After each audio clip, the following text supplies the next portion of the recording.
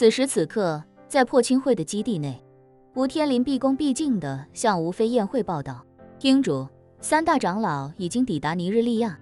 属下已安排右军都督府大都督亲自出马接待，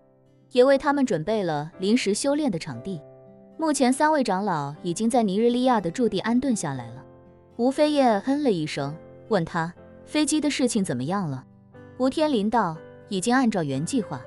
自导自演了一个虚惊一场的紧急事件。飞机申请的航线是从德国法兰克福直飞南非约翰内斯堡，所有航空软件上都能查询到这次货运班机的航线信息。中途紧急备降不会出现在常规的航线信息中，只有查看当日当架次飞机具体飞行轨迹，才能看到飞机在中间落了尼日利亚，算得上非常隐蔽了。一般人不会注意一架货机中间在哪被降过，但只要对方一直在暗中盯紧了我们飞机的飞行轨迹，就一定能够看到轨迹信息，也一定会关注到尼日利亚的拉各斯。只要他把这次备降当成线索，就一定会落入我们的圈套。吴飞燕又问：那接下来呢？有没有什么其他线索，能够让对方不那么容易，但又能不那么费力地找到我们在尼日利亚的驻地？吴天林回答道：英主，这次航班运输的是一批德国制造的精密仪器和设备，价值4000多万美金。我们在尼日利亚机场完成了货物的调换，然后通过特殊渠道将调换后的货物运出了机场，而货物里的其中一部分是专门为我们在尼日利亚的石油公司准备的油气领域专业设备，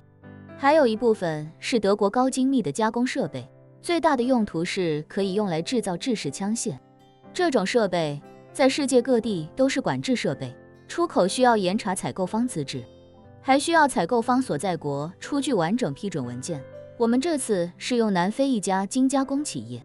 在南非申请了进口许可，又申请了德国方面的销售许可，所以才从德国顺利出境。这也是我们特意给对方留下的线索之一。对方查到航班，发现飞机在尼日利亚被降过，大概率会查承运的货物，查收货方的资料。只要稍微深入的查一查，就能得知货物里面有油气设备和特殊设备。这样一来，他一定会坚定地认为这批设备是我们自用的，继而怀疑我们被降不过就是掩人耳目。南非也不是真正的目的地，真正的目的地是尼日利亚拉各斯，如此他一定会把目光放在尼日利亚。结合其中的油气设备，他其实也很容易就能猜出，我们在尼日利亚的驻地大概率是一个石油开采基地。我们在尼日利亚的驻地是一个年利润超过20亿美金的石油开采基地，是我们众多驻地里利润最高的一个。一旦我们自己把线索泄露出去，对方找到驻地就非常简单了，逐个排查也不过几十家而已，轻而易举就能查到。我们之所以选择把它拿来做诱饵，想来也能让对方更加降低防备。说不定他心里还以为这次抓到了一条大鱼，能够给我们带来重创。吴飞燕听完吴天林的介绍，难得露出了满意的神色。他微微点了点头，冷笑道：不错，各种线索一环扣一环，环环相扣又引人入胜，让人难免产生一种钓到大鱼的错觉。当他抓住暴露出来的线索，想来大概也会激动地喊上一句天助我也。待他抽丝剥茧查到那座油田的时候，也一定会沾沾自喜，毕竟那里的规模要比塞浦路斯的铜矿大出不少。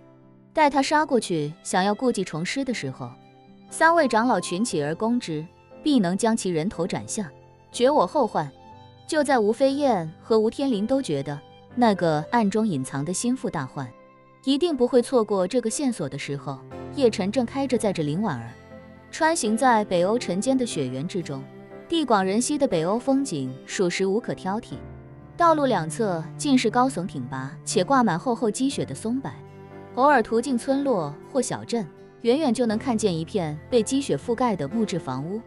房屋建筑大都不算很高，错落的三角屋顶虽被积雪覆盖，侧面却漆上了鲜艳的颜色，颇有置身童话中的感觉。自打太阳出生，后视镜的天际线亮起来之后，林婉儿就一直目不转睛地看着窗外的景色，眼神贪恋地说道：奴家300多年来走过许多地方，也在不少喜欢的地方定居过，但北欧是居住时间最短的，还不曾住够。叶晨笑道，我已经让海伦娜帮忙物色合适的农场，等改造完毕之后，林小姐就能偶尔过来小住了。况且有海伦娜帮忙，进出海关都不会留下任何信息，自然也不用担心会被吴飞燕找到。林婉儿轻轻点了点头，她是很想在这里继续生活一段时间，可一想到叶晨很难再像这次这样陪着自己过来，这种冲动便减弱不少。这时林婉儿的手机忽然响了起来，她拿起手机按下接听键，电话里便传来那位老张的声音，小姐，关于那架飞机，在下又查到一些新的线索。林婉儿嗯了一声，道，你说吧，我刚好跟叶公子在一起。说罢，他便将手机扬声器打开。虽然他知道不用打开扬声器，叶晨也能将老张说的每一个字听得一清二楚，但他依旧做了看似多此一举的举动，在他看来，这是对叶晨的尊重。电话那头，老张恭敬说道，小姐，叶先生，在下查到那架飞机已经在南非降落了，在下也查到了这次运送货物的委托方，还查到了货物的明细。说罢，老张将查到的信息一五一十的在电话里复述了一遍，基本上与吴飞燕和吴天林想让他们查到的信息一般无二。说完线索，老张语气有些激动地说道，小姐，在下觉得破青会在尼日利亚一定有驻地，而且大概率和石油开采相关，所以在下查了尼日利亚境内具备一定规模的石油开采企业，具备100人以上规模且开采地面积能够容纳上千人的石油企业，一共也就20多家，其中拉克斯附近只有7家。在下个人之见，这7家里大概率有1家是破青会的驻地，而在下还查证了这7家的产业规模都非常大，年利润至少在10亿美金以上。若是能够把它找出来永绝后患，破青会也会失去一个很大的经济来源。林婉儿听完，与叶晨相视一眼，随即便对老张说道，老张，你做得很好，不过这条线索你就追到这里为止，不用再继续查下去了，以免查得太深暴露自己，叶公子会跟进后续。老张恭敬地说道，好的小姐，那就有劳叶公子了。林婉儿挂了电话，看向叶晨，认真道，公子，如今看来，尼日利亚可以确定就是吴飞燕拿来引公子现身的牺牲品，他们精心布局，就是想让公子信以为真，然后亲自找上门去。为了把公子引出来，他们甚至不惜拿一个高度保密的死士驻地来做诱饵。看来公子现在对吴飞燕来说已然是心腹大患。叶晨点点头，微笑道，想让我去，那我肯定是不能去了，